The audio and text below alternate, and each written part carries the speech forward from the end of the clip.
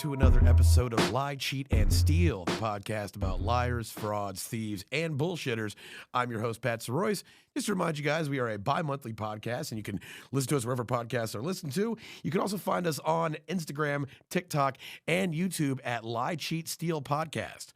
And if you like what you hear, we drop 2 more episodes every month on our Patreon. That's at patreon.com/lie, cheat, and steal. If you haven't already, please like our podcast and give us a rating and review. That helps get the word out. That being said, I'm here, as always, with my co-host, Kath Barbadoro. Kath, how you doing? Hi, Pat. I'm good. I'm in, if you're watching our video feed on YouTube, I'm in a different place today. I got some cool art behind me. Oh, that's sick. Yeah, I'm at an artist retreat right now, which is, I feel like I sort of scammed my way on. So I work at a college, and we have a graduate program, and every year in the spring when they're finishing up their theses, we have them go to this artist retreat for a week. Like, the school pays for it, and they come and they just work on their stuff. It's out in the country. It's like upstate. It's really pretty. There's like a big sculpture garden. You're like, okay, I'll chaperone. Jeez. Well, usually, yeah, they're like adults. Like, they don't need a chaperone, but usually one of the faculty members goes with them. And this year, none of the faculty members could go. So they were like, hey, admin person, like, do you want to go? And I was like, yeah, totally. So I'm not here for the full week, but I'm up here for a few days. And I'm not going to say I've done no art, but I've definitely not done a lot of art on this artist retreat. That's the thing about art is you could be like, I did a piece called Sleeping Until 11. It was, right. It was performance. I went on a nice walk. I did some knitting. I did finish a Substack essay. Nice. And I've been doing a little bit of like planning, but like, I wouldn't say I'm like really being productive. I'm mostly just like hanging out and eating a lot of free food. That's kind of what I'm That sounds productive to me. How's the knit check going? How's the piece? I'll show you. You know, I stopped for a really long time. Another thing you might notice about this episode is it's the first episode where I'm sitting in an office chair in about 6 weeks because my back is finally starting to feel better. They think they know what's wrong with it, which is boring, but the funny thing about what's wrong with it is it has an extremely Italian name, which is great. I have something called Bertolotti's syndrome, and I'm like, hey! I got Bertolli's syndrome, you know? Exactly. Yeah. I ate too much pasta. That's the syndrome. But anyways, because I was like laying down, you have to sit up to knit. So I haven't been knitting, but I finally am. I'm making a hat. Nice. You can see it's a nice double rib. So double rib. It's just the cuff part right now, but it will be a hat. Hell yeah. Man. What are you up to, Pat? I'm good. I'm still doing dry February. I'm just gonna call the rest of the year dry February to keep me however long you go is yeah. I'm drinking some Heineken non-alcoholics today. Lovely. Yeah, they're pretty good. I like the non-alcoholic Sam Adams. I bet that would be good. If you see those, check them out. Yeah. I went into the liquor store and was like, hey, do y'all got any non-alcoholic beer? And this like vendor lady was like, I'm doing non-alcoholic mixers. And I was like, so juice? And like, she was like, that's juice. Yeah, she was like, yeah, pretty much it's juice. But that's the thing is like, I love cocktails, and all the bars in New York have like some non-alcoholic cocktails, and a lot of them are quite good. But it's like, I'm paying you $14 for juice. Yeah. Like, come on. Yeah, these were not less expensive than Heineken's. They're pretty good. I might have talked in the Patreon episode about like I went to a party and drank some non-alcoholic beer and like had a good time. I would have had a good time without it, but it was like I kind of felt like the way we were riffing and laughing, it felt like I'd been drinking. And that was pretty cool. I didn't feel drunk, but it just felt like I'd been drinking, if that makes sense. Yeah. I got these today because, boy, I needed it. This is like the one day where I was kind of like, I really could use a beer. I'm working at this part of our building where we have to be tied off at all times, and it's like an attic What does space. that mean? So we have a harness that has 2 little hooks on either side, and one of those hooks has to be on a cord, because they don't trust the floor. The floor goes through, you're fucked. So we have They're building the floor, so you got to be they're using these substandard floors, and there's the whole thing. They may have to replace all the fucking tiles, and it's insane. We have to be tied off at all times, and if you're not tied off, you get sent home for good. You get walked off the job site.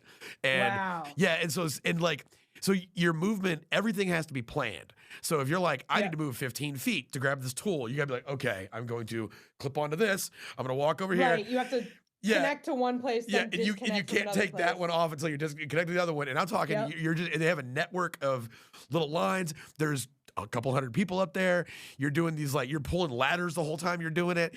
And so, like, by the end of the day, your movement's constricted. You're in close quarters. It's just everything that just pisses a person off. So by the end of the day, everyone's just pissed. Like, I get along great with the guys I work with. And then, like, when you're up there on the 4th floor, at the end of the day, it's like, hey man, we got to go back and do that. Oh, shit. Okay. Well, who's supposed to do it in the first place? There's a lot of, like, short temper, and it's just not good. And so I was like, I was like, I'm drinking beer tonight. Alcohol or not. It sounds like we've had exact opposite days, and I apologize. Like, I finally got out of the place that's crowded and frustrated for like a couple days, and you're just going in. And then we came downtown to the lovely Comedy Frequency studio. And we're in here with the homies, but I was like, I texted Josh on the way over, and I was like, hey, is downtown South by crazy? And he was like, yeah. Yeah, it is. Right. Oh, and I was like, South shit, by, I totally forgot. Yeah, our non-Austin listeners, you've heard of South by, and you're like, oh man, that sounds fun, I might want to go there. If you're here for like 2 years, it loses all of its appeal. It sucks. Yeah, you just stay the hell away from it. It's not fun if you're a local. Yeah, also it's sponsored by Raytheon this year, which is just insane. Nasty. Yeah, it used to be, like, I hate to sound like a cliche Austinite, but like, it used to be fun when it was just a music festival. Yeah. Like, when it wasn't sponsored by Raytheon. Yeah. Like, they had music, and then they added film, and like, okay, that's cool, like arts and culture. And then when they added the tech stuff, and the tech stuff started to be like the main thing, that's when it became like totally shitty. Yeah, it's pretty whack. Now Raytheon sponsors it, and they put Wi-Fi routers on homeless people. Man, I talked about that last night. I talked about that on stage, or like on Monday. I talked about that on stage at the Shit's Golden, and we were just like, they just turned them all into Wi-Fi hotspots. God, what a time, man. Well, so that's a lot going on. Been a busy week, and I said, you know what? Let's roll the TV into the class and watch a video today. We're doing a scam roundup, guys. But we got some fun stuff. We actually, so a lot of these are things that might be a story later on, and I want to lay the groundwork for that. So they might be big one day. We'll circle back. So I'm calling this Just for Lies, New Faces.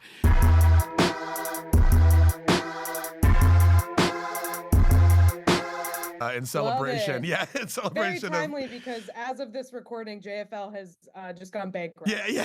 So we are the new JFL. Just for Lies, baby. So we got some stories. We got some updates on some of our fun characters are back in the news. So let's go ahead and get right in. Let's start off up top with an update from none other than our boy George Santos is back in the news. Okay. Yeah, except I thought he had like sort of gone away forever. I'm surprised you would he's think, back. except today he's here for a different reason. He is here as a victim of a scam, along with several other shithead celebrities that have gotten in trouble in recent years. And this is from a Business Insider article. A con artist told George Santos and Danny Masterson that he could get their criminal charges dropped for a price, prosecutors say. Which this is a scam I've never heard of. So I thought Danny Masterson was already convicted. He was, but I guess this was while the trial was going on. And then he just so this is he recently reached out to George Santos. Got it. Okay, so he did it to Danny earlier. Yes, and then This is all in May of 2023 is when the Santos thing happened, and then the Manchester thing was earlier, but it just come to light. So a con artist pretended he could get criminal charges dropped in exchange for money. He targeted troubled celebrities like George Santos and Danny Masterson. His name was Hector Medina, and he ran the scam in order to pay off his gambling debts. So just honestly, if he could get money out of this, I see nothing wrong with this. I feel like doing this to celebrities is like, it's interesting because on the one hand, like it's sort of shooting the moon because if you get one of them, they got a lot of money. And like, Yeah. especially I feel like an actor or something where it's like, if I can get rid of this, if I can't get rid of this, I can't like work basically. Yeah. Because like if a regular person has this on their record or whatever, that's a problem, but it doesn't mean that you like can't do your profession ever again. Yeah. Unless you're like in the public eye. You know what I mean? Yeah. And then, but also it's like those people tend to be a little more wary because they know everyone knows their business and knows that they're like, because I guess what I'm saying is like my instinct would be like find regular people who have criminal issues Yeah. and try to like tell them you can get them out of it because they're probably more desperate. Yeah. Whereas like Danny Masterson is like, I have a team of amazing lawyers. Like, what are you doing? I don't know. It's just it's an interesting strategy. Yeah, it really is. It didn't work. But he said I guess if you do it to celebrities, you maybe feel less guilty because you're like, well, they have tons of money, so who cares? Yeah, and they also George Santos is doing those cameos. You know? He's fine. So, according to a newly unsealed affidavit, Hector Medina, who went by the name Michael Soto, had prior convictions for theft and fraudulent activity. Last July, he began messaging Santos, identified in the affidavit only as then representative of New York's 3rd District, at a time when the controversial lawmaker was facing... Well, that's not very anonymizing. Yeah. Look, I'm not going to say who this guy is, but he was Secretary of Transportation under Reagan. Okay, right. I don't want to name any names. So... last July, he began messaging Santos. Medina sent multiple text messages, videos, and images to Santos in which he falsely advertised that he could arrange for his criminal charges to be dropped or for evidence to be destroyed in exchange for $900,000. In one video, Medina said, because he would send him videos where he's just like, look, he goes, if you're interested, I can get everything dropped. Evidence that is on you removed, disappeared. Reach out to me if you're interested. It's a simple yes or no. So in October... so at this point, this is when Santos was facing 13 counts, including money laundering, public funds theft. Then he was charged with conspiracy, wire fraud, identity theft, added 10 new charges. And in December, he became only the 6th lawmaker ever to be expelled from the House. So according to prosecutors, Medina repeatedly asked Santos if he had the right number and was interested in the proposition. In August, prosecutors said Medina sent the video to Santos in which he said, I'm really good at what I do. I'm a genius. I am a wizard when it comes to things like this. So take advantage of the situation and let me know. According to the affidavit, prosecutors reviewed an iCloud account associated with Medina, which appeared to show efforts to defraud other high-profile individuals. That's a problem. Like, if you're a criminal, don't upload things to the cloud. Yeah. You keep that as physical evidence. You don't let your messages go to the cloud. I knew some crooks who lost a phone very important to their business one time, and everybody was like, do you have it on... can you have it on Find My Phone? Like, no, I don't have it on fucking Find My Phone.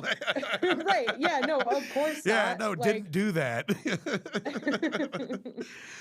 So, Medina also, so back when Danny Masterson was going through his, getting finally in trouble for raping 2 women in 2003, according to the affidavit, Medina asked Masterson for $1 million to get his case thrown out or a reduced sentence.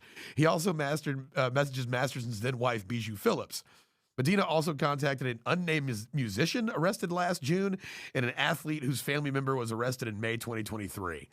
I haven't been able to figure out who those guys are. I wonder how he sets the prices for this, you know? Because, like... I think you got to come with a number that's, like, commensurate to the person's, like, success, or else it's not going to seem serious to them, you know? Success and also, like, severity of the crime. Yeah, I guess that's what's interesting is there's a $100,000 difference between what he told Santos and what he told Masterson. And I wonder if he was, like, Googling like Danny Masterson net worth or whatever to like figure out like what is the difference between those two. I'm an avid celebrity net worth Googler. I don't know why I do it all the time, and that's a good way to go about it. I think those are all made up. I think most of them are overinflated. I've noticed there's a barrier for like hitting the club, and it seems to be 3 million.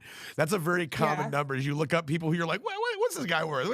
Like, what's Noriega from the rapper from 1998 who did Super Thug? What's he worth? And it's like 3 million. It's like 3 million is very common to the point where I think it's not real. Yeah, like I don't think that guy has $3 million. Yeah, I mean that's not what net worth means, but like I feel like that's just sort of the default, like, person who might be Googled, but who does not have money. Yeah, Like, yeah. I don't know. That sounds like a whole social class of its own. Might be Google, does not have money. Like, people might I Google you, feel but you like don't I've have like money. Googled. I feel like I know people who are on that, like, be like our friends who are on SNL or whatever, and Yeah. like if you Google them, it says they have like $2 million, and it's like, I know they don't have Yeah, that. Like, I yeah. know they get paid very well, they're Yeah. successful, but like that's not, I know that's not right. Yeah, Like, yeah. um, yeah, so that's that guy. So he's facing charges of mail-in wire fraud as well. But that's Hector Medina out of San Antonio, so represent. yeah. Yeah, yeah. So Santos didn't fall for it. No, it appears nobody He just fell was for it. solicited. Yeah, I think Yeah. that they, which is crazy because that feels like that's right up his alley. Like Yeah, yeah, to yeah. fall for that because like I don't know. I just feel like he's so steeped in bullshit all the time that I feel like that just would sound true to him, if that makes any sense at all. I feel like scammers, because we've covered a couple instances of this on the show, and I know of some more. Like, you'd think people who run scams would be harder to scam, but I Yeah. don't think that's necessarily true. Yeah, I think Because they're all the about people who throwing run the dice. people who run scams are always looking for shortcuts. That's why they do it. Yeah. So like if someone offers them a shortcut, they also like tend to think they're smarter than everyone. So like, I don't know. I feel like it doesn't actually safeguard you from getting ripped off by someone else. Yeah, yeah. I don't think it does. Again, I think it's just like I don't even that's not necessarily karma, but like I believe in a version of karma that's very practical, where it's like sometimes like what you do. I don't believe in energy per se, but I think that the things you do set in progress other actions and motions that eventually come around to you. You know, like and if you're scamming people all the time, it just feels like you might get scammed. You're already 1 foot off in the world. You know, it's that idiom, I think I have it right, where it's like if you lie down with dogs, be prepared to get fleas. Yeah, exactly. Like that's kind of yeah, I agree. I mean, yeah, the decisions you make often will come back around. Yeah. It's not like rocket science. It's world. like if you steal a bunch of money from some people, somebody's gonna steal you or steal from you. They'll steal you. They'll kidnap you. That's how you solve problems. So that's another one that might turn into a crazier story. We'll see. Checking back in with one of our another homie from the show, Chiefsaholic. More Chiefsaholic news. Yeah, wow. This is just like this is more procedural update stuff, but Chiefsaholic did get arrested. So he is currently he faces up to 50 years in prison. And he's going to pay $532,000. Can you just give a quick reminder to our listeners who Chiefsaholic is? Chiefsaholic was a Chiefs super fan who got super famous like 2 seasons ago because he was going to every Chiefs game dressed like a wolf, and he would show up on the sidelines and just go crazy in the stands, and his social media presence was all off the charts. And he was going to every game, and he talked about placing large wagers on the game and putting money down, and bought himself into events that cost a lot of money to get into that were like Chiefs related. And then he got arrested on the way to a Chiefs game for robbing a bank. And then they started going back and looking at past bank robberies and matching them up to his routes to Chiefs games. And we're like, oh shit, this dude. And he would go in. He was not dressed like the wolf when he went in. That was a misconception. that is the first question everybody wants to know. There just so happened to be a picture of a guy who did rob a bank with a wolf mask on, and that got attached to the news stories. And everybody's like, he did it in the costume, dude. And but yeah, so he got arrested, then he got put on house arrest, and he cut off his ankle monitor and fled. Was the last time we checked in with him. And then he got arrested. I think I mentioned that in an episode.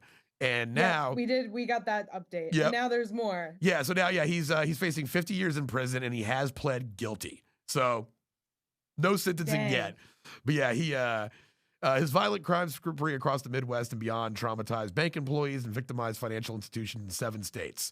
The defendant tried to conceal hundreds of thousands of dollars in stolen cash by using it to gamble online and at casinos, but the odds caught up with him. He tried to conceal it by losing it. Yeah. He tried to conceal it. Ooh, they can never find it if I bet 50 large on the Dolphins. Then he did crazy shit. He bought like a He bought an autograph painting of Chiefs. No, he would. Yeah, so this is the things that he has to get rid of. Is any property involved in his money laundering, which includes an autograph painting of Chiefs quarterback Patrick Mahomes. So yeah, basically he is facing 50 years in prison. This has got to be a really like mixed, like a bittersweet moment for him, because like on the one hand his team just won the Super Bowl. Yeah. On the other, he's probably going to jail for 50 years. Like that's tough. Yeah. Have you seen Big Fan with Patton Oswalt?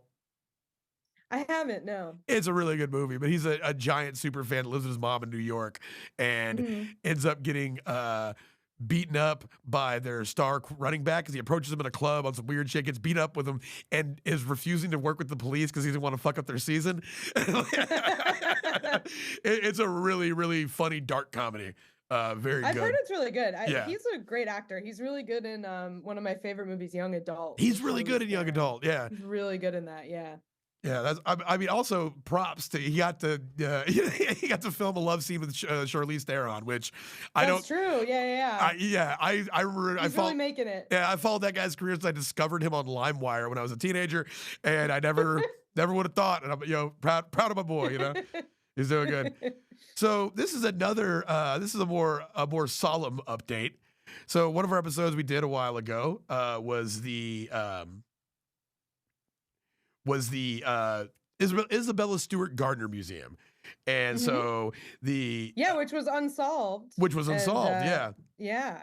They think that they know kind of what happened, but they never got the stuff back, if I remember right. Yeah, exactly. Well, if you remember, one of the details of the case was that one of the guys, a guard, let the people in because they were disguised as police officers. And so that man, his name was Richard Abath, and he was the one on the documentary on Netflix. They literally have a picture of him with his face tied up with duct tape. Pretty chilling stuff. He has since passed away. He died at 57. Yeah, R.I.P. man. 57, so young. That's so young. Sad. He seemed like not so. He seemed like a party guy. He was a musician. He was always in bands and stuff. He was a night watchman whose decision to allow two thieves disguised as Boston police officers into the Isabella Stewart Gardner Museum in 1990 enabled the greatest art heist in history and remains unsolved. He died on February 23rd at his house in Brattleboro, Vermont at 57. His lawyer confirmed that the death but did not provide a cause. So Mr. Abath, he was kind of a fun character. It seemed like he was not a professional guard at a time when museums were significantly more lax with their security. He was a recent music school dropout who took the job to help with bills while focusing on his band, a Grateful Dead-inspired outfit called Ukiah. And by his own admission, he occasionally came to the museum drunk and high. And he said that he said that he once allowed some friends in the museums after hours to party. He was he was a figure of interest in the case for quite a while. I can't imagine it helped him as the years went on. It's like one of those things like when a guy is like suspected of a murder or whatever, and it just haunts him for his whole life. Probably can't get another night guard job. Yeah. This does remind me though, I feel like there were some famous people, maybe famous comedians who worked as museum guards in the past. But now it's their names are not coming to me, so I don't know if I made that up. But it's like it's an interesting job if you're like an artist. You get to be around art, you get to be in a museum. That's cool, but maybe not the most reliable people. Yeah. It's like, I guess what's interesting is like a museum, you think of a guard and you're like, okay, this is like cop adjacent. This is like a Paul Blart job. Yeah. Or or observe and report, like those kinds of people. But it's an art museum, so it's like they're just as likely to be like art people as they are to be cop people. Yeah. And as much as I don't like cop people, they are probably better at that job. Yeah, for sure. Yeah, art people not known for being able to set up a perimeter. That's not what they're celebrated for. We have security at the construction site, and these dudes, I know they're just trying to do their job, but Samsung's very spotty about what they want on any given day. So there's days where they're checking IDs at the gate. There's days where they're not. It's hard to figure your schedule around them.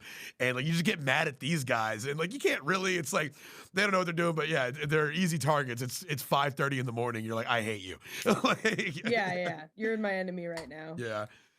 This also reminds me, speaking of museum guards, it also reminds me of the story we did about the museum heist in Mexico on Christmas Eve, where the reason the thieves got in was because all the guards were partying. Yeah. It was Christmas Eve and they all had to work, and like Noche Buena, it's like a really big deal. That's like bigger than Christmas there. Yeah. So like they were all partying, and then the thieves just came in and ripped the whole place off. That's not, they got these guys on St. Patrick's Day weekend Boston, in Boston. yeah. Yeah, they're like, this is, yeah, nothing the big was, one. yeah. That's the Noche Buena of Boston for sure. Yeah. But yeah, so that is, so RIP to that guy. I'm sure he was a fun character. You know, if I met a dude who was just in bands for decades in the Boston area, I bet I'd have fun with that dude. Yeah. Definitely. So speaking of construction sites, so now we're out of updates here. Oh, one more update. The Kia Boys. Remember the Kia Boys? Our friends? I do. The inner city youths who learned how to steal Kias really easily. So Kia and Hyundai car owners claim piece of $145 million theft settlement next week. The car owners, not the companies. So some Kia and Hyundai car owners who had their vehicles stolen will receive notices next week, allowing them to claim their piece of $145 million settlement. Hagens Berman. Okay, so they got like a class action together. Got the class action together because if you guys recall, this was able to happen because Kia and Hyundai failed to install. They call them immobilizers in the models, and it allowed people to start because it's all digital now. Or that's my oldest thing I've ever said. It's just all digital now, but it's all internet cars, and they were able to just like pop the ignition thing off, go there with a USB drive, and turn it on, start it up. Caused a epidemic of thefts across the country where people who had like these models of Kia and Hyundais between these years, it was insane. Like people were just getting their cars stolen left and right. There was dozens a day happening at some point, and these kids would just drive them. Yeah, like, and they were mostly they were so easy to steal that people were just taking them on joyrides. Like they weren't even like using them or like bringing them for parts or whatever. They were literally just driving them around until they crashed them and then leaving them. Yeah, it was a meme. It was, you know what I'm saying? Yeah. It was just like they were eating Tide Pods. They were stealing cars. But the class action lawsuit, like I said, it stems from the reason that they were susceptible. They didn't install the immobilizers. We found this out in our episode is because America didn't require them to, because we have such like lax consumer protection laws, like for big businesses. Canada, Mexico wasn't happening like that. Like we were the only ones where this was a problem, and that was because we allowed them to do it. But because regulation impedes the free market, and the free market wants people to get their cars stolen. Yeah, that's, see the thing about them invisible hand at work. The thing about getting their car stolen is they already paid for the car. So Exactly. It's all profit. Yeah, I don't give a shit. Now they have to buy a new one. That's double profit. Yeah. Now they got to. Yeah, that is job security. That's like that's like all the like fire marshals that they find starting fires to increase the fire department budget. That's the thing that really happens. It's not. I'm not saying it's common, but there's like multiple cases of that happening. Really? Yeah, wow. we might do an episode about that. Just fire chiefs setting fires. Like that's again, like kind of the opposite of what cops did. Where like if you look at like policing stats after summer 2020, like parking tickets and stuff all go way down because cops just were like, well, fine, if you don't like this, we're not going to work. And then everyone's like, it's because they defunded the police. It's like, no police got defunded. Cops were just mad that we didn't like them and it hurt their feelings, so they stopped doing their jobs. Hell yeah. Man, I still have a parking ticket from when I was staying at your place in Brooklyn, I just parked my car in front of your building and left it there for 2 days, and apparently you can't do that. They weren't happy about it. That's I have more questions about this because they never ever. So you have to move your car for street cleaning. Yeah. They don't clean my street. I don't think the street cleaner fits in the alley. Like I live in like a dead end. And so I've left my car out there. Like I don't have a car, but like when I borrow my friend's car sometimes when she goes out of town, I've left it there for days and nothing's happened. Yeah, so I got mine. Really maybe it's a Texas plate. They were like, "Ooh, he'll never pay this." Maybe, right? They were like, "This is not. This guy doesn't know that we don't ticket this street." So exactly. Yeah, I looked like a mark, and it was like, "Hey, little do you know, I don't give a shit about almost anything." So that one's still kicking. But the court granted a preliminary approval in October of 2023. So basically, eligible car owners may have to wait a little longer to get their money after submitting their claims. The court will have to grant final approval of the revised $145 million before payment sets in. I'm trying to get to it, see if they have a number here of what everybody. 45 million. Yeah, well, yeah. I'm trying to think what that really means, like boots on the ground to the people per person. Per person. Yeah. I have like 2 class actions cooking right now. Really? Who knows when they're. One of them is Verizon. I can't remember what the other one was. Oh, the other one is Shudder, the streaming service Shudder. Oh. They I don't know what either of them did. I think it had to do with recurrent billing. Like they did something with recurring billing that they're not allowed to do. But yeah, fingers crossed I could get $100 total. I would love to see a class action against Planet Fitness because I still need to go talk to Planet Fitness. I don't know how that's legal. You got to go in the store to cancel it. You got to go in, yeah. It's like I don't go in. That's the whole reason. Yeah, it's the whole fucking thing. Yeah. But so Kia tried to do some damage control. They distributed 340,000 free steering wheel locks nationwide to owners of impacted vehicles. Yeah. They just had probably should have done that in the first place. Yeah. They had a crate full of clubs from the 1990s. They're like, hey, yeah, I got a cousin. He's got a bunch of clubs that fell off of a truck back in 1994. Yeah. So eventually it's going to come down to like a software fix. But 145 million. The Kia boys made that happen. So salute the Kia boys for shaking 145 mil out of the pockets of big Kia. And I do wonder what it is per person, but I hope they get a nice chunk of change. Yeah, me too, man. If you're out there, comment down below, respond, hit us up, let us know if you had a Kia adventure and what you plan on doing about it. You got. Yeah, tell us how much. Yeah, hey, tell us how much you make. How much you make after tax? What the lawsuit. What are you pulling down? Yeah. Hey, just message me and tell me your salary. Let's talk. Let's hang out. Just curious. Yeah. So we're out of update territory now. I've been talking about the construction site quite a bit, and I found a construction heist that I wanted to talk about. This is now. Yeah, we're getting into just heists that I saw. This is a copper heist, and this is at. I was gonna ask. I feel like that's the main one. Yeah, exactly. It's all copper, dude. We have spools, like 50-pound spools of wire, and apparently these guys talk about the good old days. Like, yeah, it used to be apprentices could just take all the copper home that they want. Like, I guess you can't do that anymore. So this is copper heist at Augusta Canal. I want to know, because this is just like out of my purview, but what I want to know, because I get that people steal copper. They strip buildings for the copper, that's what they do. Who do you sell it to? Who do you bring it to? So where do you exchange that for money? Recycling plants. You can do it at recycling plants, have a whole thing set up. You can go in there to a recycling plant and sell your copper. And they'll pay you? They will pay you. Yeah, there's a daily rate that fluctuates, much like gold or other commodities. And they do have some statutes of there's a thing of if you pre-strip it yourself, you pre-strip the wire, I think you can get more, but they'll strip it for you there, and I think that costs more. But they also have things they look for in the way that it's disassembled and broken down that will set off a red flag, and they may not buy it. I don't know what those things are, but it's the way they're disassembled and broken down, apparently. Right. So this guy, these people, it's 3 people, and this just seems like a real cast of characters. So this is in Augusta, Georgia, and a trio of, I believe this is Augusta, Georgia. Yeah, Augusta, Georgia. So a trio of criminals have caused over $500,000 in damages while stealing just $10,000 worth of copper. So it's just for 10 grand worth of copper that caused $500,000 in damage. They just rip it out of shit. If somebody was to steal it from where I'm at, they just got huge spools of it.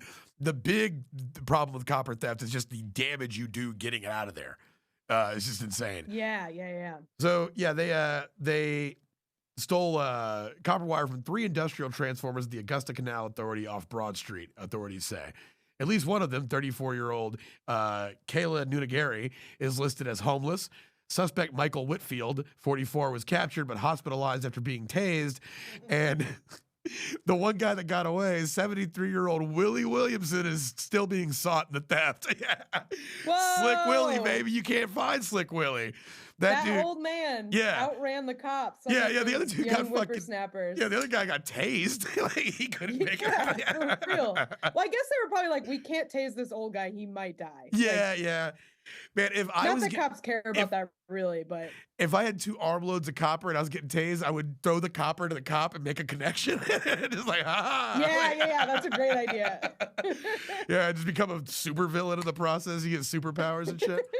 But that'd be some quick thinking. That'd be great.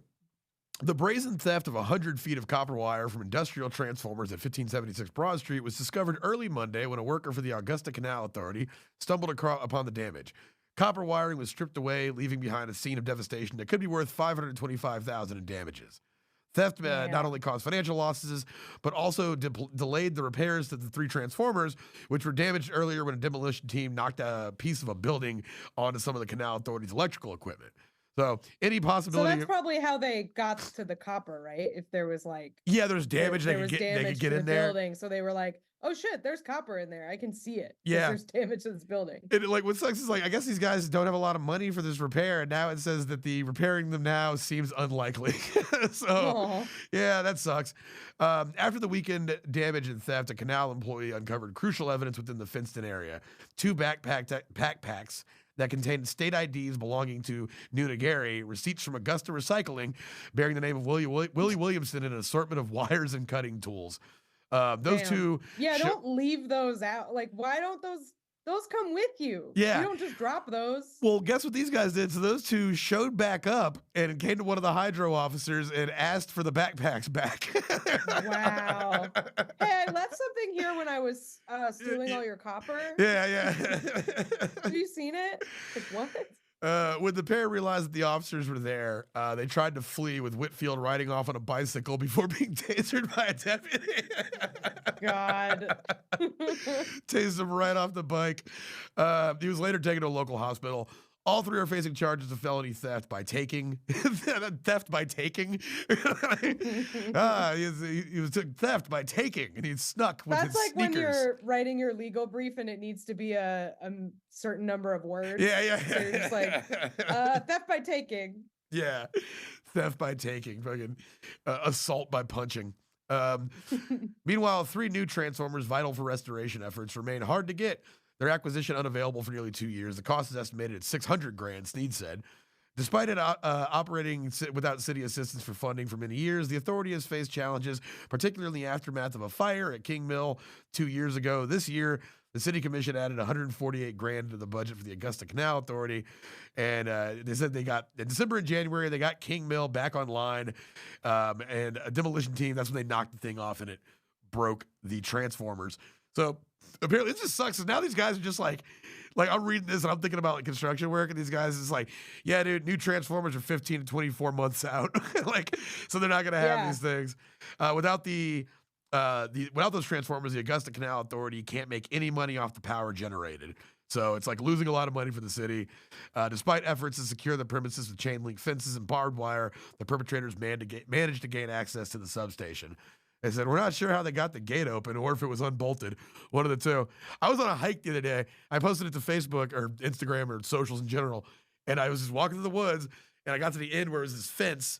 And then like, I looked at the fence and like, it was like they were still building the gate, but it was all this like this wiring and this fencing stuff. And they had left the welder, which is like really expensive.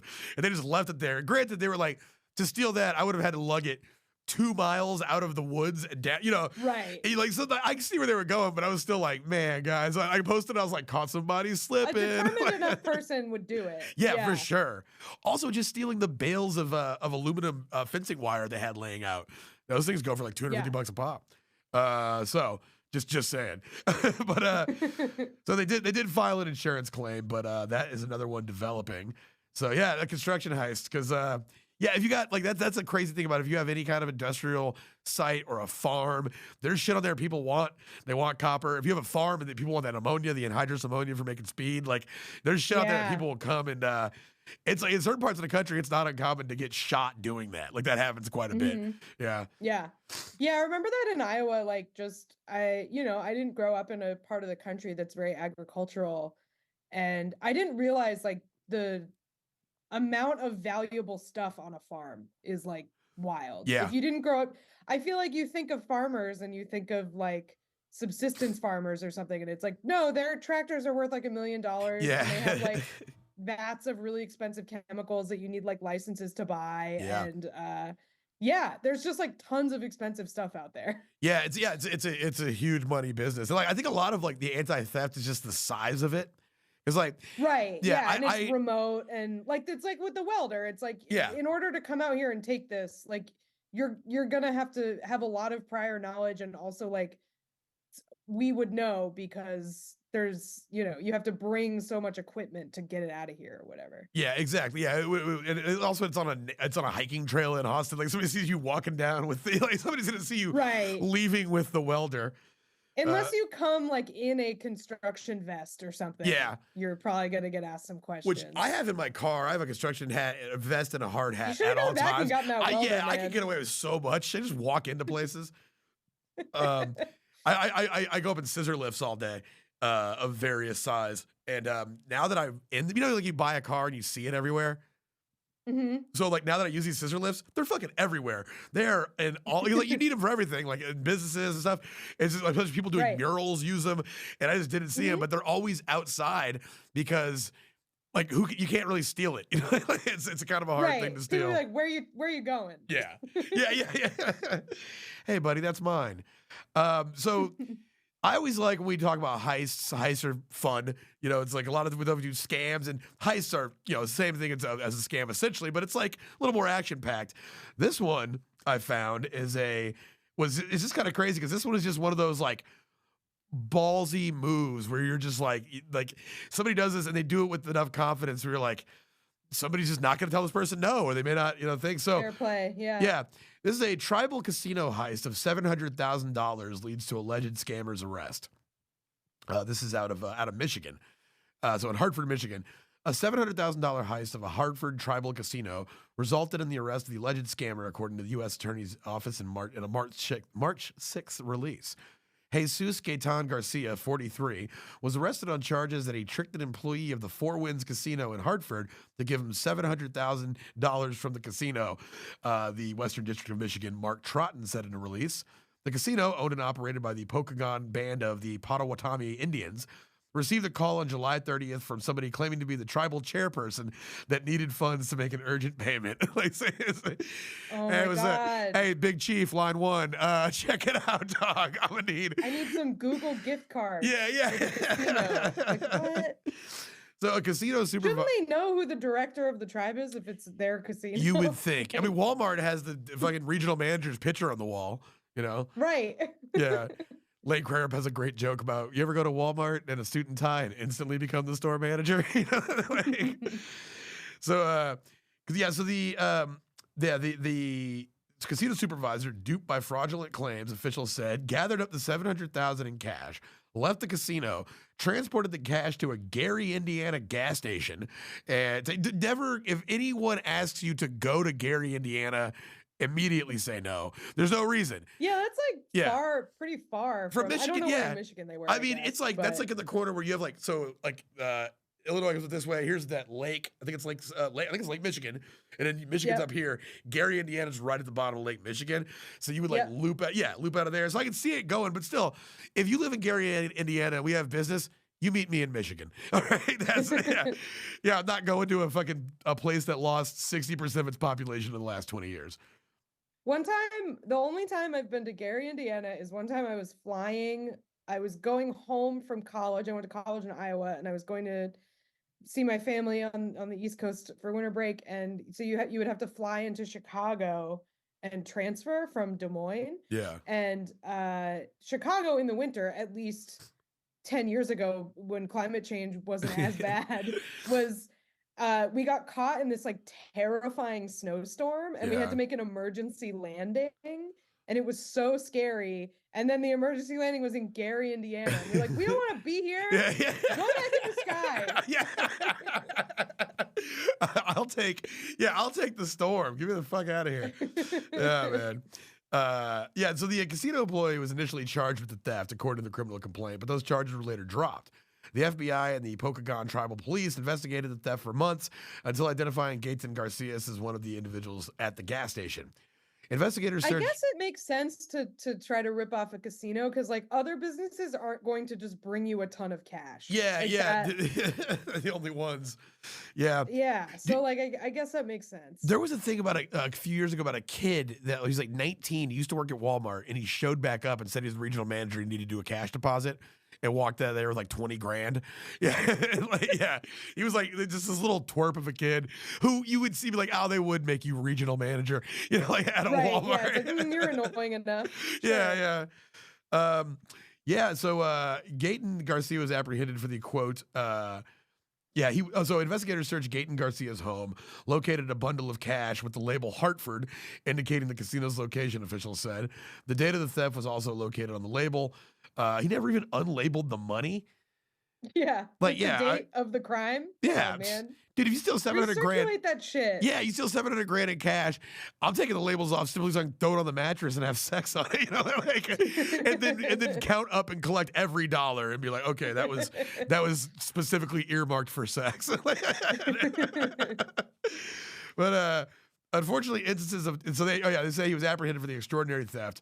The suspect is from Mexico and in the U.S. illegally. The complaint shows. I mean, honestly, that if you're gonna come to a country and commit a crime, stealing 700 grand from a casino, I don't know. That's the American dream. That's the American dream. Yeah, they literally make Ocean's 11 was about how cool this is. Right. Oh man, my dad. We saw Ocean's 11 in theaters, and my dad was mad. He's like, "The fuck, the bad guys got away with the money." And I was like, "No, but it's like they were handsome." He's like, "I don't give a shit," Yeah, you don't understand. They were handsome. Yeah, they were handsome. They were handsome, and they had funny quips. Yeah, my dad was like, "Andy Garcia is also handsome." Don't act like he's not handsome too. Now he's light. But unfortunately, so they say instances of telephone scams at casinos are on the rise across the country, impacting both tribal and commercial gaming operations. Thanks to the dedicated joint investigation of the Pokagon tribal police and the FBI, we were able to identify and arrest one of the perpetrators of the scheme that targeted the Hartford Four Winds Casino. It's like one of the things, I forget what comic has this bit where it's like if you do think that Barack Obama was born in Kenya and moved to America and lied about it and we got elected president, he's like, you got to be a little impressed by that. We're like, right. Barack. That's an amazing life story. Yeah. Holy shit. Like, what a trajectory. Yeah, this is like, this guy came to America and was like, I don't know, man. I kind of got to tip my hat to the fella. That was a casino heist that I found. It's a casino, so like that money came from they took that money from other people. Yeah. So like tribal or not, a casino, like I can't feel bad when something happens to them, So totally. Yeah. I don't know. It's fine. Victimless crime, in my opinion. Yeah, exactly. Yeah, I'm not worried about it. I'm not worried about it. So this is one that was sent to us by. Now this is one I initially wanted to do a full episode on this, and I think one day we'll be able to. But because this one is wild, sent to us by our military correspondent Shannon Mugridge, and this is the story of Janet Yamanaka Mello of, once again, San Antonio, baby. And hell yeah. Yeah, so she was a U.S. Army employee, a civilian working for the U.S. military. She just pled guilty to stealing $100 million from the You could buy San Antonio for that. Yeah. That's crazy. Hell yeah. Yeah, a cool $100 million. Yeah, you could get San Antonio for sure. So she was an employee of the U.S. military. She was essentially, I don't know if you're familiar with the 4-H program. You heard of 4-H? Mm-hmm. Yeah, it's like for military kids. It helps military kids find activities and stuff. So an employee of the U.S. Army plans to plead guilty after being accused of stealing more than $100 million in Army funds to spend on items such as jewelry, clothing, and vehicles. Janet Yep. Yamanaka Those are Mello. the things you spend Yeah, money that's what you on. spend on. Although $100 million is. But she did another quite one. a lot She of that bought stuff. real estate. I mean, the kind of real estate you buy with $100 million. We'll get into that. Yeah. So I found a lot of there's a lot of good information out there about this. The most like tea spilling one I found that I'll get to in a little bit is from an article by Realtor.com, because they just get into every piece of property she bought and what her plans probably were with it. And it's just, yeah, we'll get to that in a moment. It's a great piece of reporting. But so now she faces 10 counts. We got the wire fraud, defrauding a charitable organization. Basically, her job was, the military has a budget for 4-H, and what different charities come to 4-H and petition them for some of this government money. It was her job to say, yeah, you're approved, and send them the money. So she did. This is what you're going to do if you're going to defraud the government. You set up a nonprofit. We've covered this plenty of times. That's the way to defraud the government. So she made an organization called Child Health and Youth Lifelong Development, or CHILD, with a Y. Right. Which, you can tell that's the backronym. Yeah, yeah. You start with the word and then come up with what it stands for. You can tell that, like, if you throw umlauts over the Y, that's like a metal band from the 80s where the shtick is that they're kids. Child! And it's just like, it's like Zack Snyder's nephew. Not Zack Snyder's, I'm sorry, Zack Wilde. I apologize. So the indictment argued that Mello's child did not provide any services, and that she instead used the funds to purchase millions of dollars in jewelry, clothing, vehicles, and real estate. She has been ordered to appear in court in San Antonio on Wednesday. Mello's plea deal charges her with 5 counts of mail fraud, 5 counts of filing a false tax return, and also tax fraud. So she's facing 20 years for each of those. Altogether, though, she's facing 142 years in prison. Yeah, well, yeah. It's $100 million. Yeah, that is so much money. I just I cannot believe that is so much money. Yeah, she was initially charged with 4 counts of engaging in a. Do you think she set out to steal that much money, or do you think it just got away from her? So I think it's kind of got away with it, because obviously this is very Rita Crundwell vibes going on here. But so I think is that I think she got into it because the things that she's buying, she started buying, like, she bought a lot of luxury shit, like, clearly, and I think that got out of hand. But she bought a bunch of real estate, like the kind that would turn her into like a generational wealth creator for like her family. Like she bought, we'll get into the properties here in a bit, but so yeah, she was like,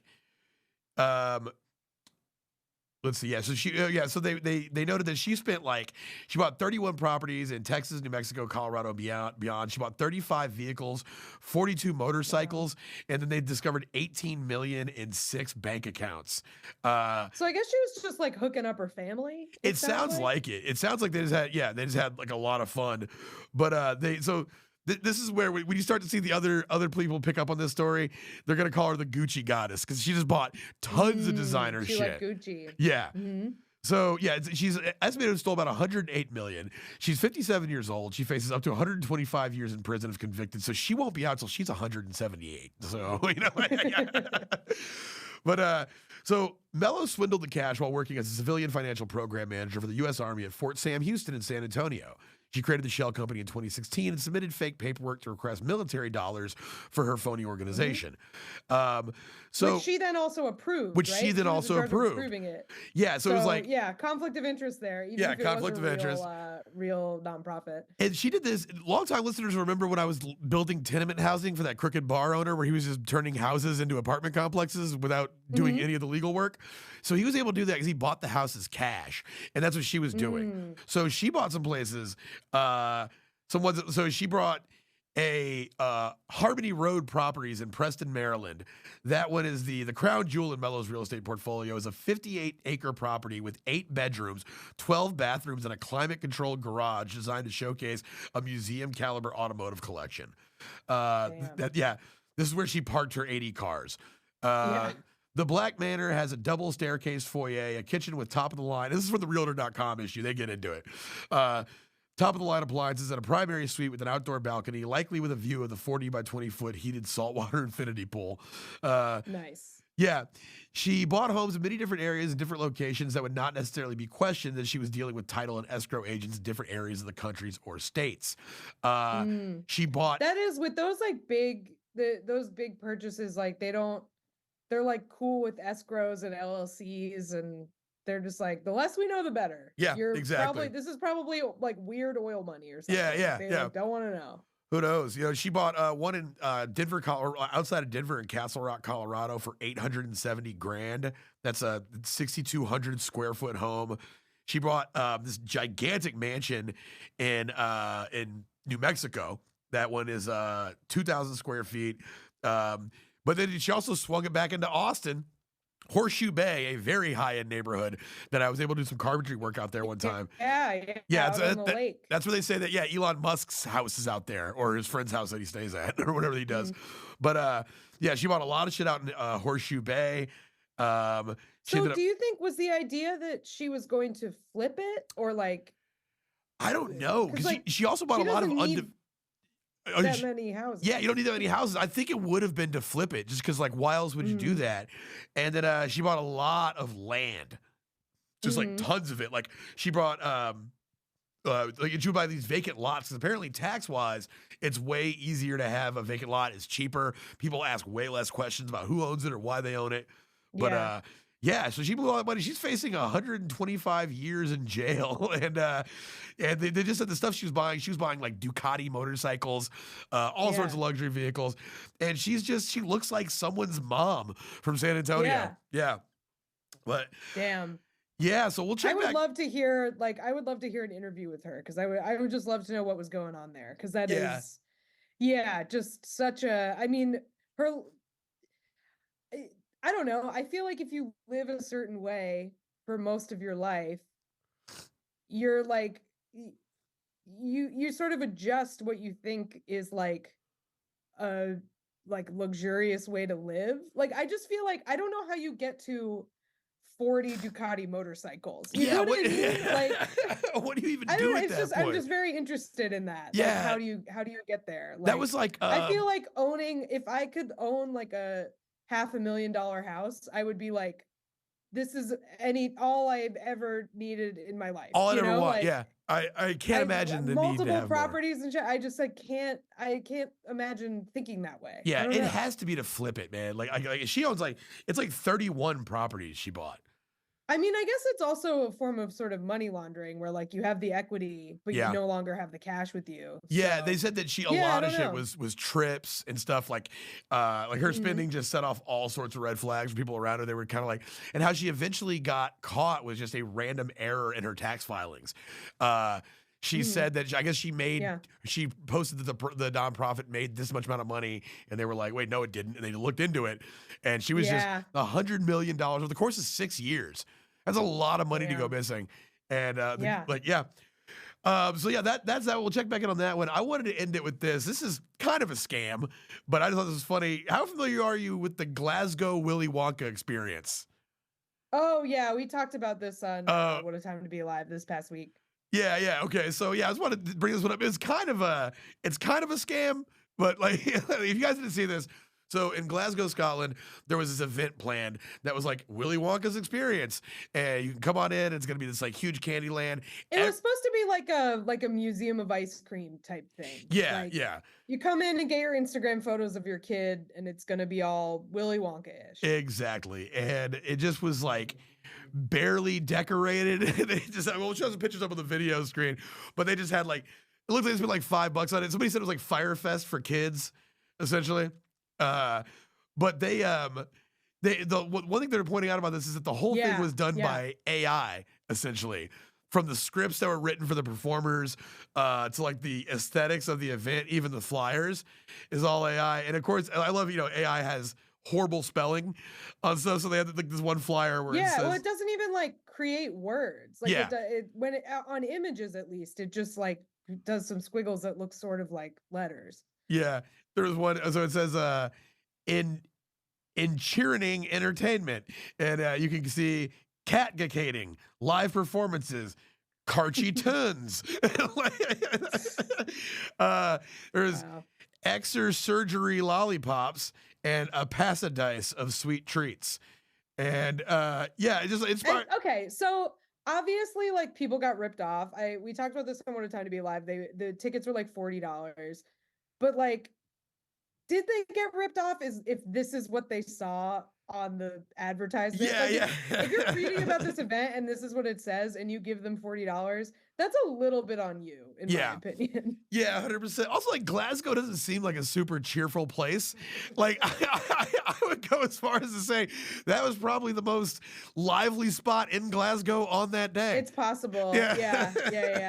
But yeah, they just had it in this like gray warehouse, and it was really weird and sad, and it looked like a really hastily done like school fundraiser, not like something you would pay $40 $40 for. Yeah, they likened it to like the popularity of events like this with like the Van Gogh Interactive Museum. Yeah, around. Mm-hmm. Yeah, they probably thought they were gonna get into something like that. I went to the Van Gogh thing on shrooms, and that was fucking fantastic. Highly recommend.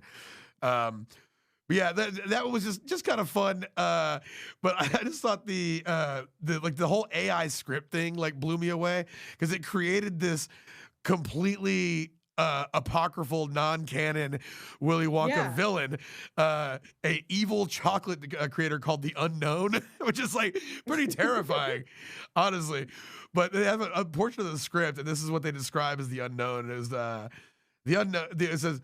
The fiendish foe has long coveted one of my most cherished creations, the anti-graffiti gobstopper, a marvel of confectionery science designed to aid, not just any soul, but the tireless guardians of cleanliness, our beloved moms, and yes, dads too, but especially moms, from the endless scourge of dirty socks strewn about by youthful adventurers. This is just pulling, just pulling like words out of the fucking ether. And yeah, they don't get into why there'd be an anti-graffiti gobstopper, or is graffiti a problem inside the home? Is that like a thing? We're like, and their dirty graffiti is dirty socks. Yeah. Man, yeah, that one I just want to mention. That's not just kind of a crazy thing. Look that one up online. That was just fun. But yeah, guys, that is what's going on with some scams this month. JFL, Just for Lies, New Faces. Some of those stories maybe we'll circle back to. But yeah, that's what we got. Kath, you got anything coming up for us? My next paid protest show is April, let's say 5th. Let me see if that's right. April 5th, 7:30 at Silo in Bushwick. Come to that. I'm Kath Barbadoro on everything. I'm off Twitter. I think I'm moving to Blue Sky. I think I'm finally doing it. So if you're on Blue Sky, follow me there. I have a Substack. I have all kinds of things. So yeah, check it out. Oh yeah.